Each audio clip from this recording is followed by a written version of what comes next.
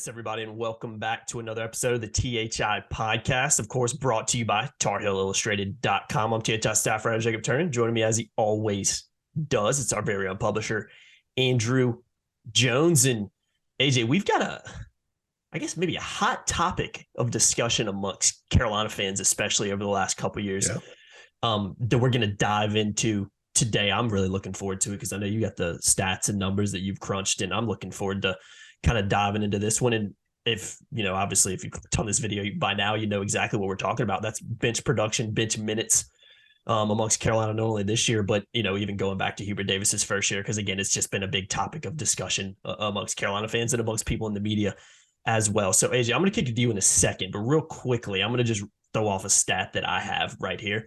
Carolina ranked number 360 out of 362 teams in bench usage and ranked 336 in bench points per game this past season. So pretty evident that the bench didn't produce a lot, pretty evident that the bench didn't really get much of a chance at the same time to produce a lot. So AJ, go ahead and throw some numbers at us to kind of illustrate just the lack of bench minutes and opportunities that maybe the guys got this season. Because pretty evident that it's been it's an interesting topic to talk about, for lack of a better word.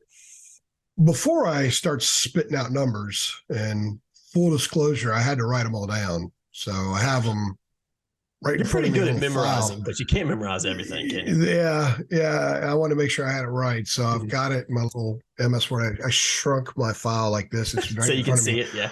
So I'll spit those numbers out here in just a second. But I think more of the philosophy, and we'll get back into the philosophy after we do these numbers, but people will recall that for much of the season, when you and I would do pods and Brandon and I would do pods, we talked about sort of the NBA approach that Hubert took to using the bench, where he just used guys situationally. And all I was doing was explaining. I never defended it. I was never really critical of it. I wanted to see it play out. And I think what we saw as the season got into February, when things started getting tight, and I think there was more pressure on the team to perform and win games, that he still used guys situationally, but he had a real short string.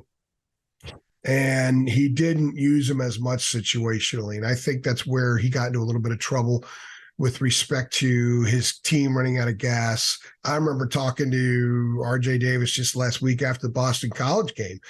And I said, how good is it that you guys won big, so you starters were able to come off the court with 5 minutes left in the game?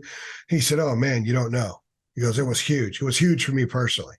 He was gassed late in the year. Yeah. And that's why one of the reasons they blew so many games down the stretch, where they were outscored and out everything, out rebounded. It wasn't just scored, they were out rebounded. They had more turnovers. They forced less turnovers. I mean, everything went in the other team's direction because Carolina just ran out of gas a lot in games. And I think ultimately the team just wore down. They were worn down mentally. They were worn down emotionally. They were worn down psychologically. They were worn down physically late in the year. And it's among the things that went into the decision why they decided not to play in the NIT. So all that being said, I've got numbers here on Puff, DeMarco Dunn, Seth Trimble, Tyler Nickel, Jalen Washington, and Dontrez Styles. I didn't include Justin McCoy here. Justin's minutes were what they were. I don't think that he was used almost as a third tier as needed player. It wasn't about getting him minutes. The younger guys' minutes are the ones I think that were a little bit more important, because, and not just do you need them in that specific game to A, rest a starter, but B, present something a little bit different on the floor, a different look, and C, sometimes if you have a guy like Trimble and you're having some struggles defensively on the ball, you stick him in there and let him play defensively on the ball. If you're having trouble with your perimeter guys hitting shots, then maybe you put a guy like Nickel in there, who's the all-time leading scorer, high school scorer in the state of Virginia. Maybe he can hit a few shots for you. Didn't really work out that way in the end. So, and the other thing was get those guys in there because they need playing time, A, because we're in the portal era, you got to play dudes, and B, you got to prepare for next year because you don't know who's going to be back. And Hubert didn't do those things. And I think of all the criticisms that people can lay at Hubert's feet, that and the set play issue, which Dave and I are going to hit on the podcast probably next week, those are the two biggest criticisms that I have, and I think most people have. So we could specifically get into each one. If I do it right now, I'll talk for like 12 minutes straight. Okay. I don't want to do that. So we could do our back and forth, spitting it back, turning it back to you right now. That's 3 times I said spit. I should stop saying that. It's all good, man. No, I completely agree. I'll say this real quick before we dive into individual guys. Again, it's been a criticism labeled at him. Like you said, I think it's fair criticism. And I think it's something that's always intrigued me because, I mean, AJ, what happened? What did Hubert say after the Kansas game? They lost the national championship game. He said the guys were tired. And so I think a lot of us coming in, fans included, media included, said, okay, well, it backfired last year. Of course, they're going to do a little something different this year. We didn't see that. So let's start with, I guess Puff is a guy that I think Carolina fans talk about a lot. Injuries are an issue for sure. I know he hasn't been available, and that's really hindered his, playing time too, just not being healthy. But when he is healthy, he does seem to be a guy that is, out of all those guys, played a little bit more, maybe DeMarco Dunn second. So if you want to start with maybe Puff and DeMarco, then we can dive into the rest after that. Puff's older. Yeah. He played 18 minutes in the national championship game. That's going to give you so much confidence and experience. But his performance was also very inconsistent. Mm-hmm. Yeah, there were times where he was really good, and there were times where, man, he struggled. Mm-hmm. And the ball wouldn't even get to the rim. And he struggled. The one absolute about Puff was Puff always played hard, always plays hard, and he's actually a really good rebounder. His rebounds per 40 minutes is really high. Mm-hmm. So he's a guy that has a knack for the ball. He finds him when he's on the court, he's on the court. He's not one of those guys that gets 5 minutes and you're like, oh yeah, he played. That Puff's playing. The issue with him is he needs to be more consistent. I think part of that's the health. Yeah. He appeared to me over the last couple of months of the season as a guy that was just really struggling because every time he'd start to play well, boom, he'd miss a couple of games. Something would come up. And that's got to be so taxing on a kid. So I do think Hubert gave him opportunities. I don't think Puff can sit back and say, I haven't got enough opportunity. I think he's had opportunity. But there were some games he didn't play a lot. And if he's your only guy, you're basically pigeonholing yourself with someone who maybe doesn't have enough handle, isn't a driver enough to play the 3, and isn't big enough, doesn't shoot the 3 well enough to play the 4. Puff's sort of a tweener there. So to me, he's a complement to everything else that they would have coming off the bench. And I think a lot of times he was asked to be a 3 when he wasn't really a classic 3, asked to be a 4 when he really wasn't a classic 4.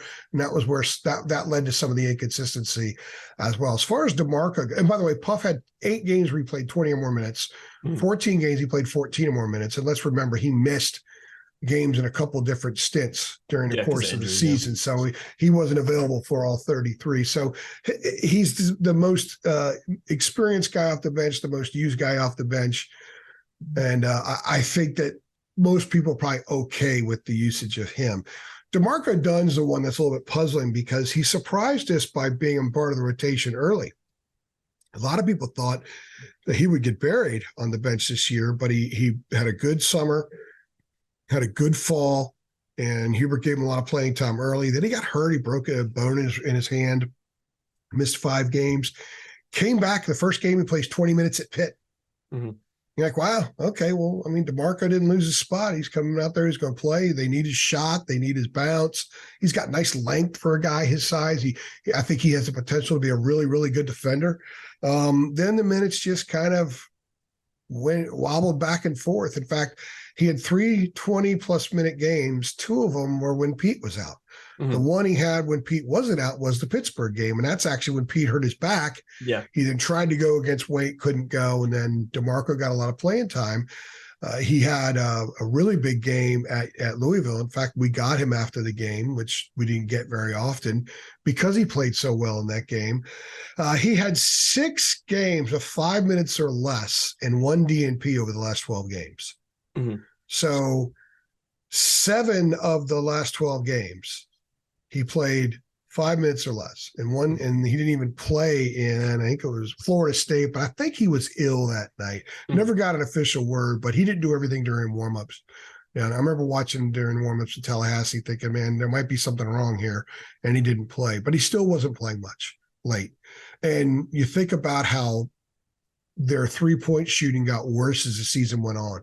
And the offense struggled as the season went on because teams figured out the sets. Boy, why not get a Gifford guy out there? Get Dunn out there because he can hit the three. He can pound it on the floor a little bit. And Hubert didn't do that. So I think there were some missed opportunities to give Dunn more needed playing time, to make him more a part of what they were doing, and to simply look for another answer, because there were a lot of times when the answers were not on the floor with the regulars. And not often enough did Hubert look to the bench to maybe get some of those answers, if not just temporarily. You know, he didn't even do that. Yeah. So I think Dunn was someone that if he played as much as he did early in the year and impressed Hubert that much, it is head scratching he didn't play late in the year. I will say this in defense of Hubert, Dunn didn't perform as well late in the year, but I think that's consistent with all these kids, because I do think that there were some confidence issues across the board with everybody that came off the bench as we got into February. 100%. And I've always kind of been the person who said I think those confidence issues start early in the year, because I think for me, as a guy who's played sports at a high level, you can relate to this, and people watching who've played sports at a higher level, obviously not the level of North Carolina basketball, but just you understand sports no matter what you play. It can be very frustrating and puzzling from a guy who maybe doesn't start's perspective when you're up by 20 against UNCW with 15 minutes left in the game and you don't get into the 4-minute mark where it's just layup minutes. AJ, you always say this, which I think illustrates a really good point. Getting in late in football is one thing. I think it's more valuable in that respect because of the physicality, the reps. You just need to be out there and experience what it's like to play college football. It's not really the same when you're up by 20 in basketball, because not only if you're up by 20, obviously the opponent's not great. They might even take some of their best players out. But again, you need experience playing when it matters and when you're playing against the best guys that the other team can put out, because eventually you're going to be put in that situation against a better team in ACC play where you're needed. And if you haven't played, you're not really understanding why you're not getting a chance, frustrations go and confidence will go down as well. Because again, if you're sitting on the end of the bench and you're like, why am I not going in when this game's over? I think that's well, obviously the coach doesn't trust me very much. Obviously, I'm not getting it done like I need to be, even though in your head you might be doing some really good things in practice. So for me, confidence can get destroyed early in a season, and it's really hard to gain that back when you're being asked to go in a game against better players and when it really, really matters in ACC play. So I just wanted to throw that in there as well. AJ, let's talk about Styles next, if you don't mind, because I think Styles is a guy that perplexed a lot of Carolina fans this year because he did some really nice things down the stretch. In particular, played in the national championship game for the Tar Heels. I think he's a guy a lot of Carolina fans expected to have a really big year. And again, he was the guy in a lot of ways that just for whatever reason, there was many games where he just didn't get in the game. And I think that was a big surprise. And as a result, I think a lot of people are expecting he might not be with the program next year. We'll see what happens with that. But let's go dive into Styles a little bit. He appeared in 30 games as a freshman, 15 as a sophomore. Yeah, it's weird to me. It's puzzling. He played 175 minutes as a freshman, 89 as a sophomore. So, yeah, less than half. Yeah, essentially. So he had, in the 7-game stretch before the game at Florida State, he had 6 DNPs, coach's decision. Then he plays 10 minutes at Florida State, hit a 3. Mm-hmm. And then played 7 minutes against Duke, then 11 against BC in the ACC tournament. And I talked to him in the locker room after that game and got some good stuff. I mean, he was clearly frustrated. And I mentioned, you had 6 DNPs in 7 games, and then all of a sudden you're thrown out there. And he had kind of a smile, not like it was funny, but like kind of yeah, that's true. Yeah. I didn't really get out there. Now, I'm not going to be on the Dontrez Styles bandwagon here saying he should have played 20 minutes a game or anything like that. I do think there are some issues with this game that in my interview he acknowledged, because when he got in the game against Florida State, twice Pete Nance had to tell him to get to the other side of the floor, because one of the things that I've been told is that Styles sometimes is not in the offense everybody else is in. And that's one of the reasons that Hubert hasn't always trusted him. When I mentioned that to Dontrez, he did start smiling, because he knows, yeah, that's something I really got to work on. So whether he's at North Carolina or East Podunk A&M State, he's still going to have to work on that. It's not a Hubert Davis problem. It's a Dontrez Styles problem that he needs to fix. But the playing time stuff is just wild.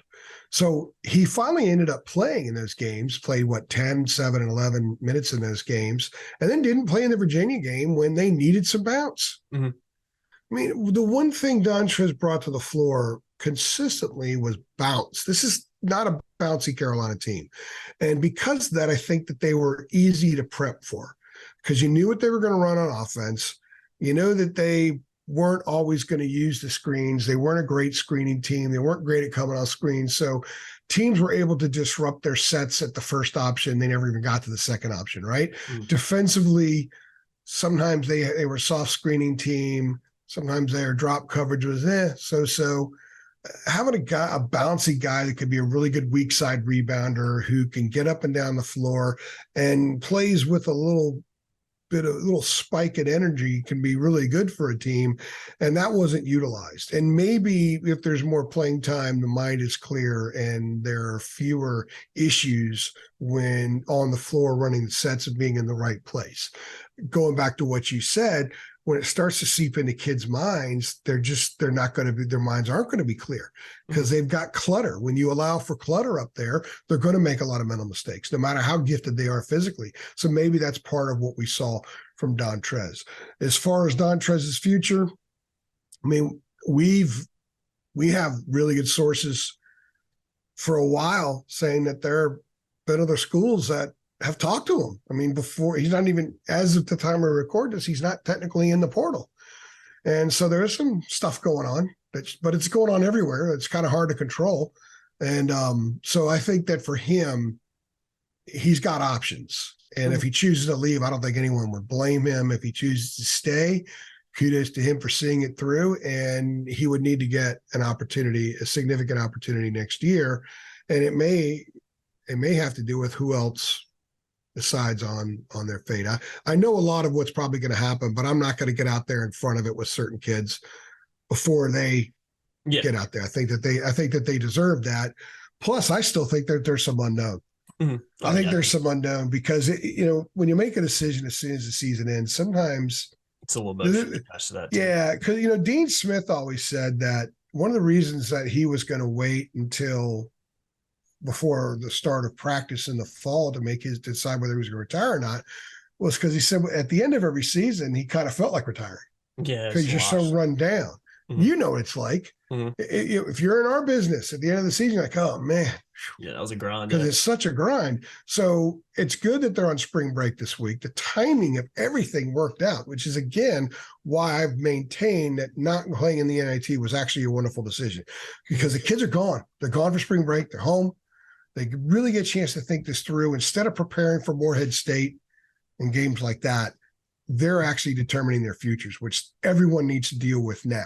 Mm-hmm. And they are. Some have already done so. So as far as Styles goes, he's a guy that if he moves on, it won't surprise anybody. Tremendous athlete. He needs to be more skilled. He still didn't show tremendous skill, not good with the handle, got a decent shot, okay passer. So he needs to work on his game. I understand why he wasn't the first guy off the bench, but there were times where I thought, they need vitality. Mm-hmm. And he's a guy that brings vitality to the floor. And vitality is a skill, it's a weapon, and it's an ingredient. Mm-hmm. And I thought there were times where that ingredient was needed and it wasn't used. Yeah, I completely agree with that. Let's focus on I guess we can kind of throw in the three freshmen here with Trimble, Tyler Nick, who was obviously already announced that he's transferring, so he's gone. And Jalen Washington, who kind of finally got healthy, looked really good in a cameo against UVA. And then we kind of saw him at times, as you illustrate, but didn't really see him at all really too much after that. So give us a little insight on those stats and those numbers, because those will probably be some of the more interesting ones, for lack of a better word. I'll start with Tyler since he's gone. Yeah. And really, I actually think his numbers are the most puzzling. Because I'm not in the camp that Tyler Nichols stinks on defense. No, I don't think he does either. I think that's just a cop-out, for lack of a better word. I don't think he's a defensive player. He's not a great defensive player, but he's pretty good off the ball. And you spend a lot more time off the ball than you do on the ball. Mm-hmm. So I think if you're going to get on the floor, you first have to be really good off the ball. Mm-hmm. And with communication. And then you work toward being better on the ball. And if everybody's good off the ball and everybody communicates, you can have a guy out there that's not great on the ball because there's going to be help. Mm-hmm. And you can play defense as a group of five instead of just five individuals. So, and if he's knocking down some shots, you're going to work your way around that because Caleb wasn't always great defensively. RJ struggled a lot, but Hubert needed them on the floor because they could knock down shots and they were experienced. So Nickel is an interesting case. He had 25 minutes at Virginia Tech and was on the floor during the comeback. So was Trimble, by the way. They had that big comeback where they almost overcame that huge deficit there. He had a big game against the Citadel. I know it's just the Citadel, but he still went for 16 and 18 minutes. He showed the explosiveness. He showed the catch and shoot. He showed the dead-eye element to his game that it was there that day, could have been there in other days when he got open shots. An open shot against Duke, I think, is the same thing as an open shot against the Citadel if it comes the right way. Mm-hmm. And I think that was a big part of this team's problem is that so many of their shots didn't come the right way. Again, Dave and I will address that in the podcast next week. So Tyler played 25 against the Virginia Tech, 18 against the Citadel, 12 against Syracuse. So he played in those three games. What is that? 30. So it's 55 minutes in those three games. In the other 30 games, he played 97 minutes, which is 3.2. Yes. His last field goal was February 1st against Pittsburgh. Yeah, you told me that off camera. I was not surprised, but also surprised to hear that in some ways. If you tape games and you keep them, go back and watch how aggressive he was in November and December, how bouncy he was, how he played like someone had just given him a major juice injection. Mm-hmm. And then look at how he played the last 6 weeks of the season. A lot less of that. He looked more uncertain, didn't move as much. He'd get the ball, instead look at the rim, he'd do this stuff and quickly try to kick it back to one of the guards. Mm-hmm. He played with less confidence. And bench guys often lose confidence because of two things. Performance, and I don't think performance was it for him. No. The other reasons they don't play, why isn't coach playing? What am I not doing right? Mm-hmm. Especially when you're sitting there and you're watching Caleb go 1 for 14 from the perimeter or whatever it was. Sometimes just put in if you got a dude who's the all-time leading scorer in Virginia, and I don't care what the competition was, he also played AAU against great players and had some pretty huge games there too. You could play. He played the same high school district as Ralph Sampson. I mean, you could play, and he could play.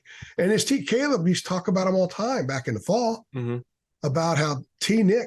I mean, he's the one I think that came up with the Nick nickname on the team. If I'm correct, I may be wrong on that. Well, look how good he was in late night. I know it's just late night, but he was fantastic that game. You kind of saw what he could do. You saw a confident player early in the year. You saw a guy that lacked confidence and was second guessing late in the year. Because he didn't play. And I know this is going to sound as a very critical podcast on Hubert, but this is a criticism. He didn't use the bench enough. He didn't use it properly. He should have played these guys more to keep them engaged. And he comes from the Dean Smith School and the Roy Williams School. But what did they do? Fans used to complain that Roy would give certain guys minutes in the first half when it was kind of a silly complaint because for the very same reasons they wanted Hubert to play those guys, Roy was playing those guys, okay? You need to keep them engaged. If they're better in practice because they're engaged, that means they're better for the starters. They're better as your team prepares as it goes through the season. So I think that was a mistake. I think Nichols should have played more, and perhaps that's why he's not at North Carolina anymore. Yeah, and I'll say this before. Let me say this real quickly before we move on to Trimble and Washington.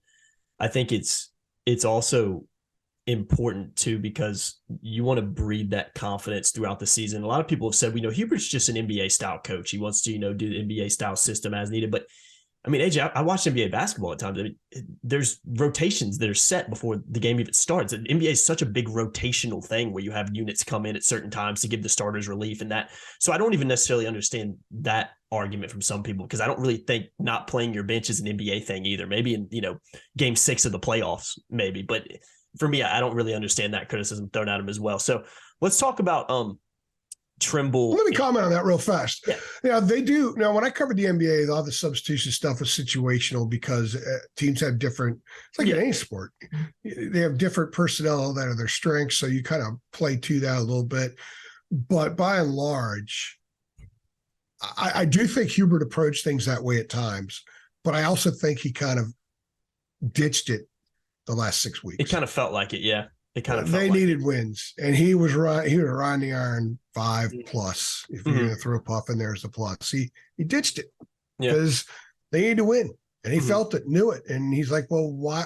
I think the mindset is, why would I take Caleb out of the game when that might be the moment he gets on fire? Yeah, I've always and hits 4 threes in 4 minutes. Always or hated that argument. But UCLA happened in Philadelphia last year and stayed there. Yeah. Duke happened in New Orleans last year and stayed there. He never did that this year. No. And I think it was a miscalculation. And Agreed. That's my personal opinion. And I'll say that like we saw so much with Roy, I think a bench is developed early in the season more so than it's developed late. I don't think you can develop a bench when guys haven't really got an opportunity midway through ACC season, or in this case, almost 3/4 the way through ACC season. I think you've really got to develop confidence in a bench early on. And again, we just haven't really necessarily seen that from Hubert over the first 2 years, but heck, who knows? Maybe it'll change next season because of what he's learned, particularly from this season. Last one, Trimble, Washington, kind of throwing him. I know those were guys that didn't really get Trimble more so than Washington did, play a little bit more than Jalen did. And so what kind of insight and stats can you give us on those two guys? Well, first of all, let's start with Trimble. His offensive limitations are there. We knew it early in the year. Yep. I don't understand why he was ever at the 2 guard, because he struggles shooting. I remember when I did the 3 things, I go out to press row on the court and do the 3 things for home games. And it was after Boston College. I think I did it with Brandon that night. Yeah, I think and Trimble had a personal instructor, and after the game, he was working on 3-point shooting the whole time. Looked pretty solid. And again, shooting then as opposed to the game is totally different, especially when you're trying to break habits. In games, you tend to go back to the old habits until they are fully reformed. But so I never thought him as a 2 made a whole lot of sense, because teams didn't guard him at all when he was at the 2. He should have been on the ball, which is where he had the strength to drive. Still got a long way to go to be an ACC level passer, distributor, game manager, that kind of thing. But he needed that time. I thought all the minutes he played the 2 were kind of minutes in which he didn't grow. Wasted minutes. Being asked to do, I don't know if wasted is the right word, but you know what I'm saying. Asked to play a role that is not in his future. Yeah. And I didn't think made Carolina better. And then the playing time went down as a result. If you remember, again, like nickel, remember how aggressive Trimble was early in the year? Mm-hmm.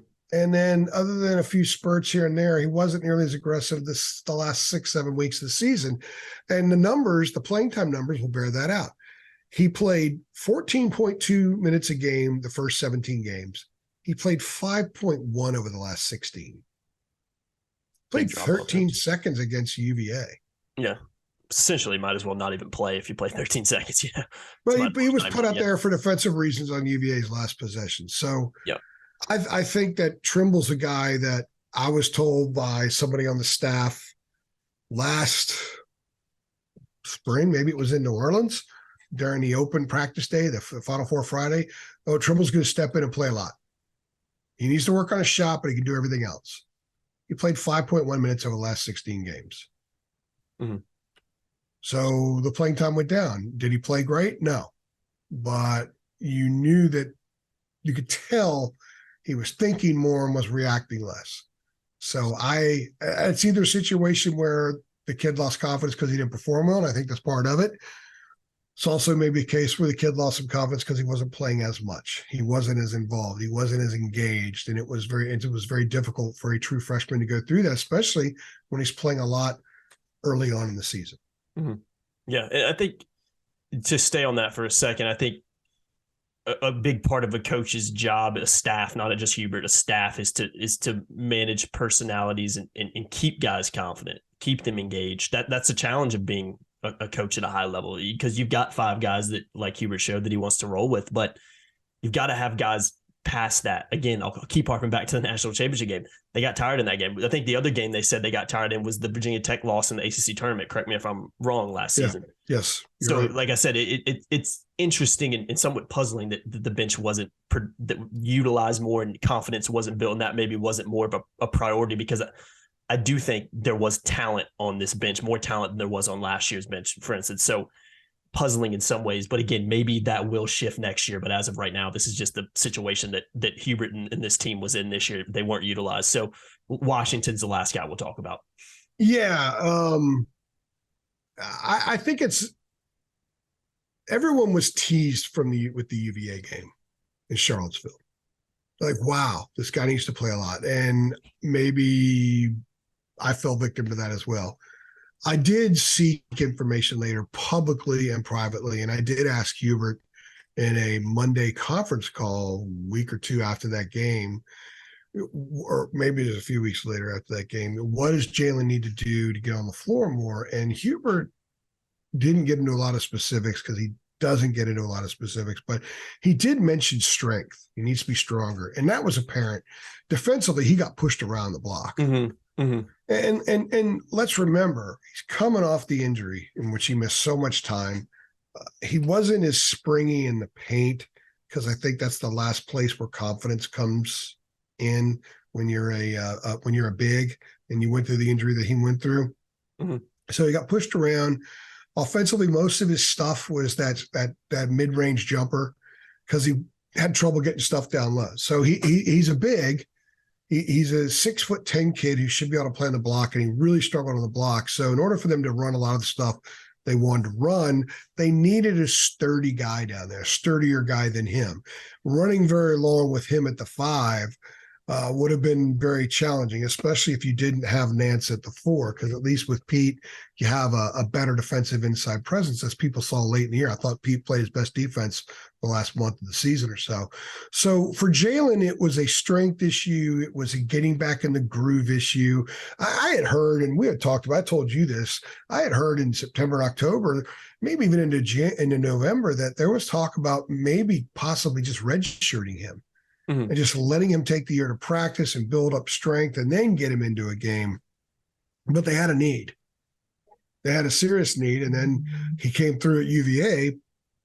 They had a lead in that game well into the second half, in part because Jalen went for, I think, 13 points that night, 12 in the first half, because Pete didn't play, and Armando went out a minute and a half into the game. So Jalen had to be there big, but he also played a lot the next game at Louisville and was fairly productive. So in the UVA and Louisville games in January and mid-January, he played 46 of the 113 minutes he played this season. Wow. After the Louisville game, which was January 14th. All right. He played 8 minutes once, 6 minutes once, 5 minutes twice. And over the last 12, he played less than 5 minutes, or he had a DNP, and he didn't play in the last game against Virginia. Uh-huh. So he didn't play much. He got little stints, would score sometimes, because he's got a beautiful, beautiful, beautiful mid-range shot, man. It is gorgeous. And I do think he's a guy that will be able to step out down the road and hit some threes. He took some this year. I think he's going to be a good player. And he's comfortable. He's comfortable shooting that, which is why I think they think he could be a stretch 4. Mm-hmm. I think we'll have to wait and see about that. But strength is an issue. I just think that I can understand maybe more than any other guys why he didn't get more playing time. Now, at the same time, they needed offense. And if you have one of the other bigs out there, I kind of like the idea of him getting a little bit of play as the other big, so he could play off the more traditional post player, which would take some of the responsibility off of him having to be the main beef guy down low, especially defensively, because he wasn't that guy. Mm-hmm. So we'll see what happens with him as far as off-season stuff, getting stronger. The offensive game is there. The defensive game needs to get better. And just the strength needs to get better. Stamina needs to get better, and all that stuff. And I think that there's a really good chance he has a very, very good season as a sophomore. Yeah, I think he can be really good. I think his game really suits what we think at least Hubert, I think, is trying to do offensively. I think his game suits every system in America. Yeah, I think he looks natural really outside, and that's something that you can't really say about the other Carolina bigs. Maybe Nance in some respects, but again, we talked about it at length. He's gone now anyway, but about how he's more comfortable as a 5. I think Washington's a guy that is fine stepping out, and I think he'll continue to refine and develop that game as he is now healthy and continues to have kind of a full preseason and offseason where he can actually do and kind of do what he needs to do without having to worry about injuries. So to summarize the podcast, AJ, because we'll go ahead and wrap it up here in a second. For me, I think I've said it a few times. I think a bench is developed early in the year. I think it's safe to say that, again, like we saw Hubert's first year, I think there was opportunities that were missed that Hubert maybe could have put guys in to develop these guys to give them more confidence as the season goes on, because it's a lot different playing in the ACC than it is playing, in the Smith Center against, like I think I said, UNC or Furman or something like that. There's a difference, but those minutes you get early on are invaluable and breed confidence, breed understanding of what you want to do. Is the thing that Roy harped on so much. And, there's a kind of a running joke that Roy didn't mind losing a game early on because he was going to stick to that rotation he was trying to build. Of course he wants to win every game, but he would take being able to put some guys in and get them those invaluable minutes over necessarily, winning early on in the year, because it was more about getting hot as the season went on and playing your best basketball in February, March, and April. So is that kind of a summary of, I think it's safe to say, we're not here trying to slate or criticize anybody, that developing a bench and being able to develop a bench is something we haven't really seen out of Hubert, but it's something that it's a valid criticism and needs to improve going into, the rest of his tenure. Well, it was year 2 as a head coach for him, and he's got a lot to learn. I think people need to show grace in that sense. But I also think that, we as members of the media, every year at the end of a season, we ask kids, well, what are you going to work on this offseason? And then when we get them again in the fall the next year, or in football, beginning of August practice, what did you work on the offseason? I think that those will be applicable questions to Hubert. Yeah. After finishing his second year, what did you work on? Where areas did you get better? What did you examine about his game? Now, I did ask him that question. What did you focus on, some things you need to improve? I think I asked that to him in the fall, and he didn't really answer it. So maybe he'll never answer the question. But it doesn't matter if he answers it to us. It matters if he does hit.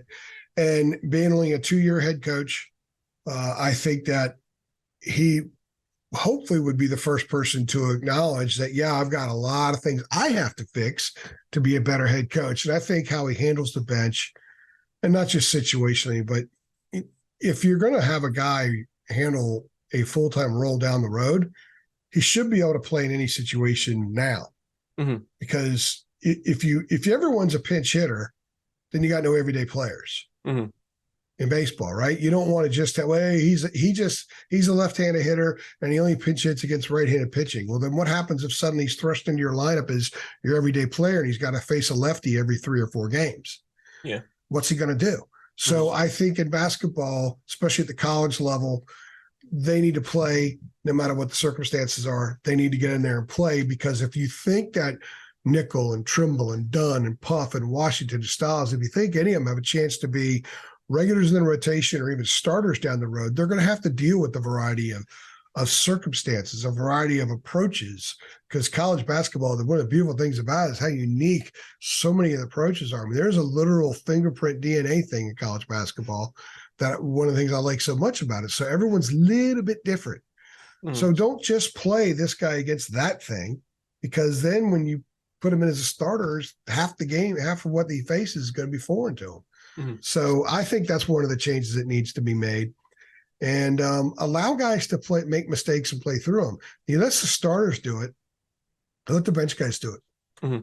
That's how you learn. And use the bench as a form of motivation. Hubert said, one of the criticism of Hubert, so I think it's justified at times, is that he says things. Oh yeah, I play the bench all the time.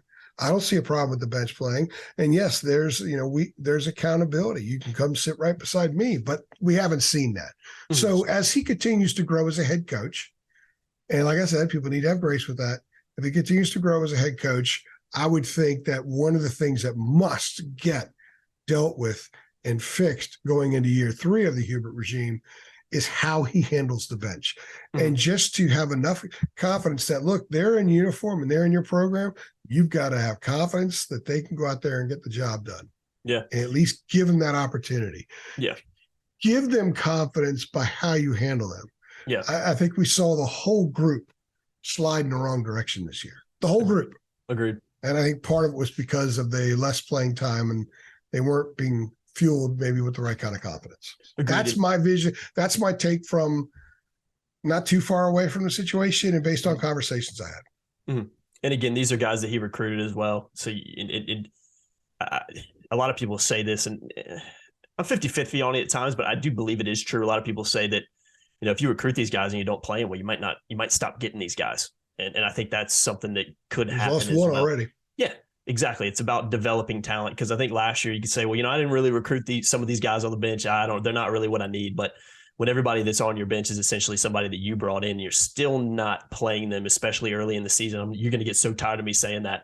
And that's going to be something we're watching. Yeah. I'm going to be watching very early on next season, very hard are these guys getting minutes? Because if he finds himself in a similar situation next year, early in the year where, you know, these bench guys aren't really getting a chance still, I think that's a red flag because you can't just throw them in Blacksburg. Like you said, it might work sometimes, but it's not usually going to work. They go to the Bahamas the week of Thanksgiving. Yep. They're going to play 3 challenging games there in 4 days. You got to use the bench there. Got to. I think that's we're going to learn right out of the gate. Mm-hmm. Mm-hmm. It's a team, man. It's not just 5 guys. You got to have a team that you can trust and guys that you can put in to do a job. And when you don't have that, I think it's no surprise that Carolina struggled down the stretch this year because he just was relying on 5 or 6 guys that also weren't very confident either. So we'll continue to dive into more topics like this throughout the offseason, especially over the next couple of weeks.